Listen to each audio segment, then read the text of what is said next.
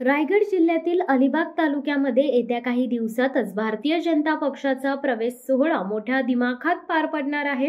या पक्षप्रवेश सोहळ्यासाठी मुख्यमंत्री देवेंद्र फडणवीस यांच्यासहित भारतीय जनता पक्षाचे महाराष्ट्रातील वरिष्ठ पदाधिकारी व मंत्री उपस्थित राहणार असल्याची माहिती सूत्रांद्वारे प्राप्त झाली आहे।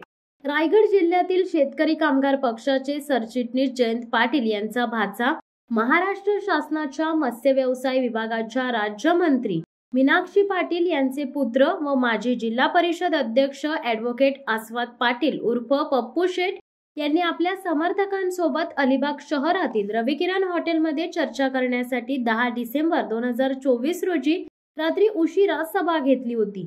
या सभेत आस्वाद पाटील यांनी पक्षाचा राजीनामा देत असल्याचे जाहीर केले होते। त्यानंतर रात्री उशिरा शेतकरी कामगार पक्षाच्या जिल्हा चिटणीस पदाचा व सदस्य पदाचा राजीनामा हा पक्षश्रेष्ठींकडे पाठवून दिला होता। जिल्हा परिषद माजी अध्यक्ष आस्वाद पाटील यांनी राजीनामा दिल्यानंतर पाटील कुटुंबियांमधील वाद चव्हाट्यावर आल्याचे दिसून आले होते।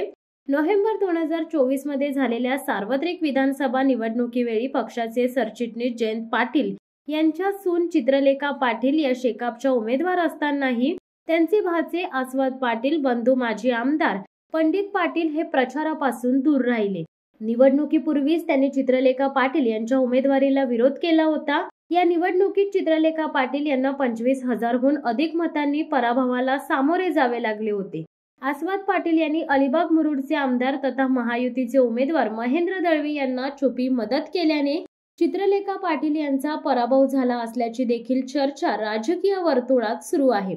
कारण शेकापच्या काही मंडळींनी माजी मंत्री रवींद्र चव्हाण यांची भारतीय जनता पक्षाच्या प्रदेशाध्यक्षपदी नियुक्त झाल्यानंतर त्यांचे अभिनंदन सोशल मीडियाद्वारे केले होते।